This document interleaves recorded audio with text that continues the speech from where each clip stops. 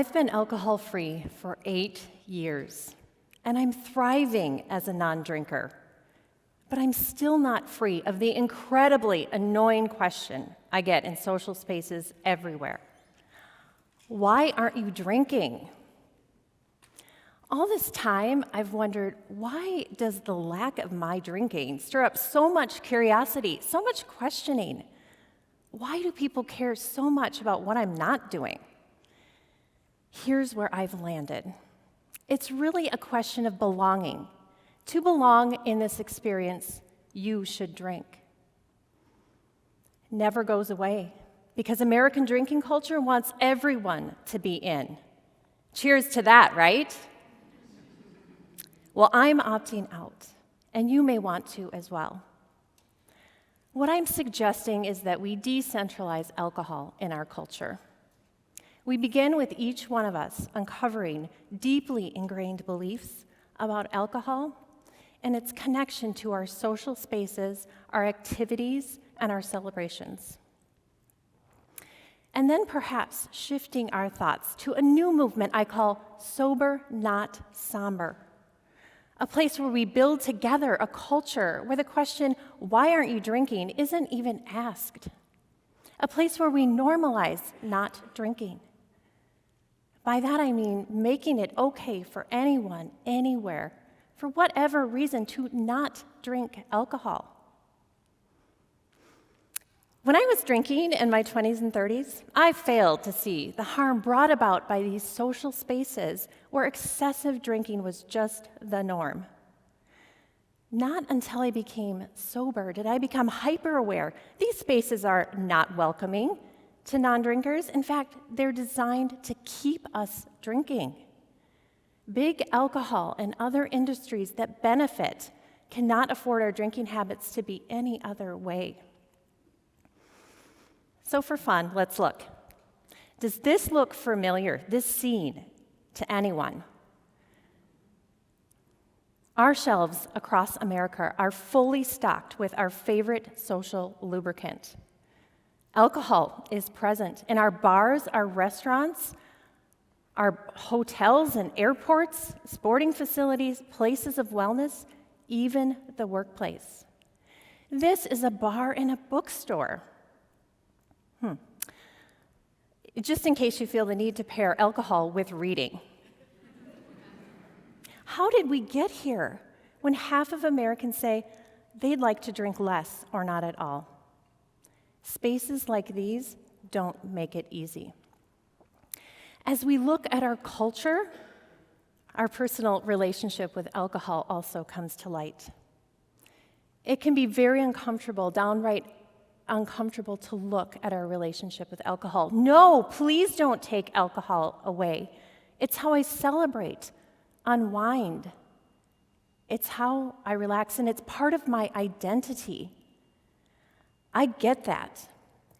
That was me. But I also get that focusing on all or nothing behaviors can completely shut us down. So what if today we lighten up, open up to the possibility of a life without alcohol at the center?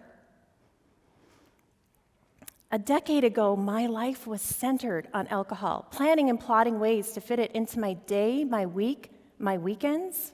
It was rather easy, actually. With a career in marketing and events, it was just part of my job to drink, right? Nowhere did it state this in any job description. Yet I assumed it with much enthusiasm. I mean, drink tickets, anyone?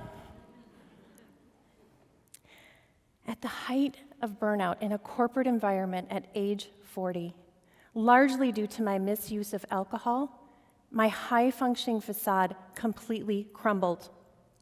No more drink tickets for me. I'd be going shamefully away to fix my problem.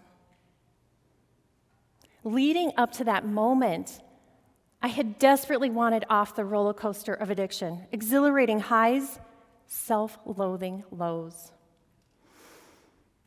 For 20 years, the addiction silenced me until I found myself in an AA room filled with strangers, where I said the words, "I'm Jen.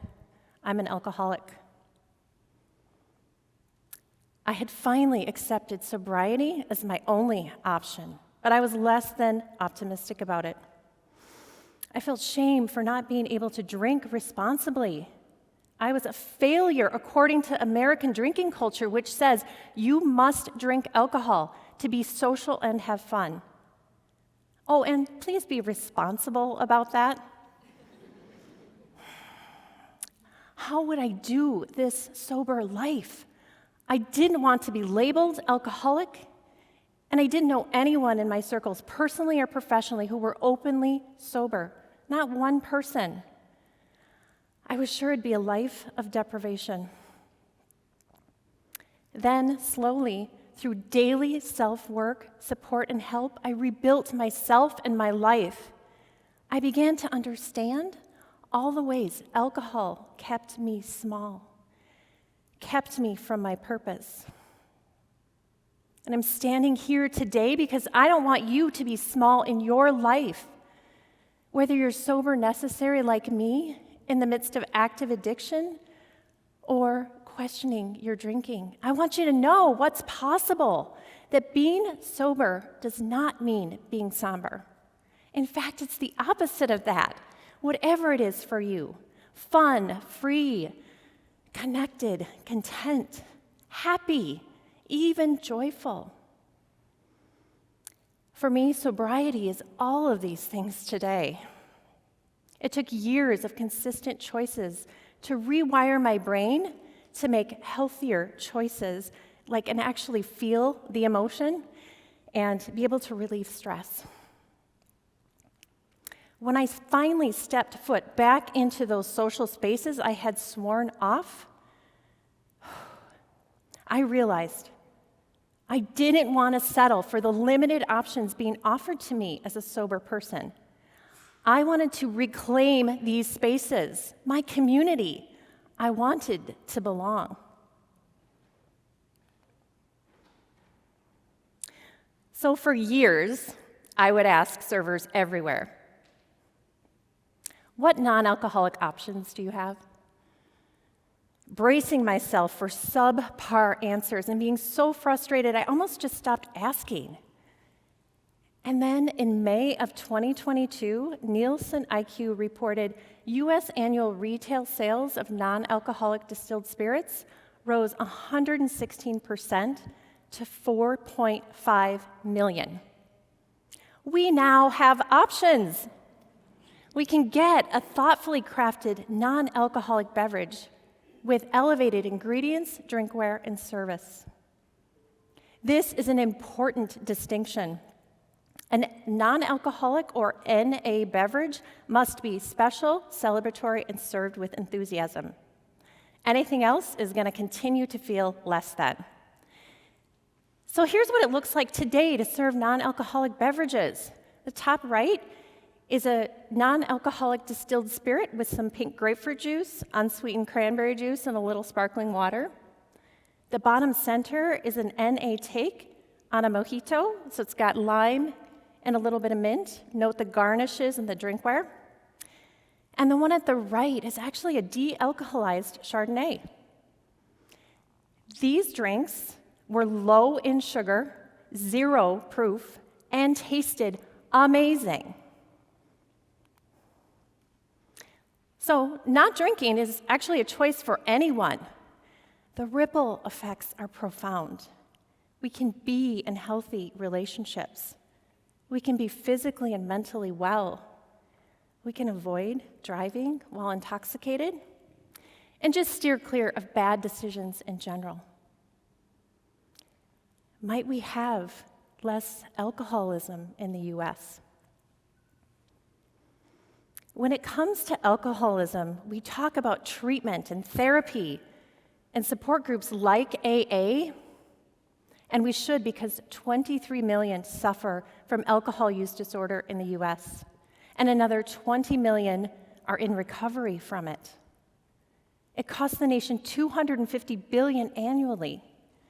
Even at this pace, only 1 in 10 get the help they need. And I can bet you know someone who has not been able to get that help. The help is just too late, and it's decades too late. So we need to direct our dollars and energy to the forefront to change our social spaces.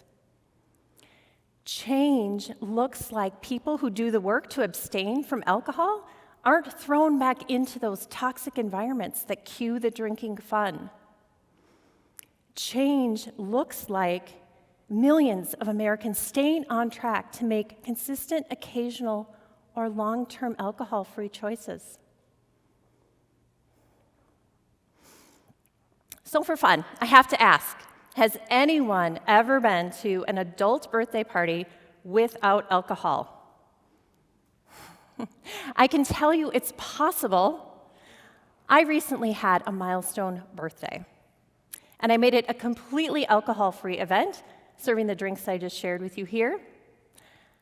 Now, that might feel non-inclusive to drinkers, but if there was ever a moment in my life I could get my friends to ditch alcohol for the eve, this was it.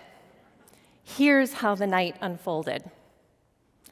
Non-alcoholic cocktails that freely flowed. Live music and a few dance moves. True laughter. Great conversation we'd all recall the morning after. Deep connection. N.A. cheers to all of that, right?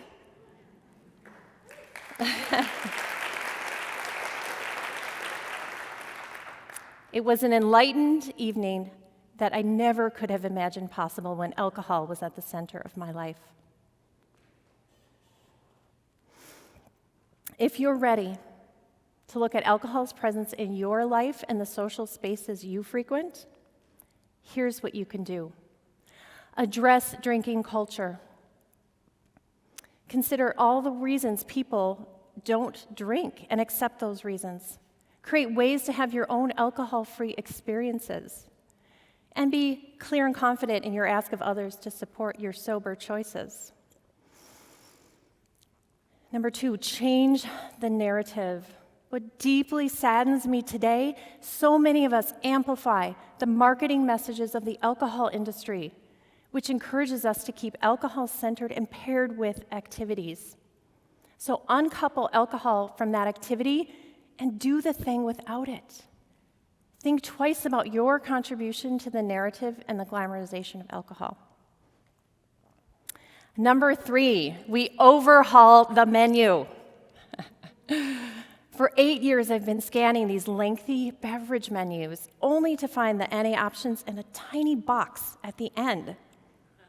In this way, the shame, the frustration, and the non-asking continues. Most of us settling for the last resort, which we all know is a club soda with lime, right?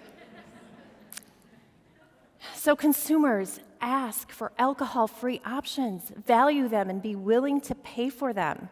And if you own a bar or restaurant, please make sure you have respectable non-alcoholic options and serve them with enthusiasm. Thank you. And the last and final, experiment with these non-alcoholic beverages. If you are sober necessary, please note the nature of addiction and avoid options that might be triggering for you. For others, experimentation looks like ordering an alcoholic and a non-alcoholic cocktail on an evening out. Tasting these amazing alternatives, you honestly wouldn't even miss the alcohol. They're amazing. Figuring out what you like, right? And then finally, the next time you're shopping, toss an NA alternative into your cart.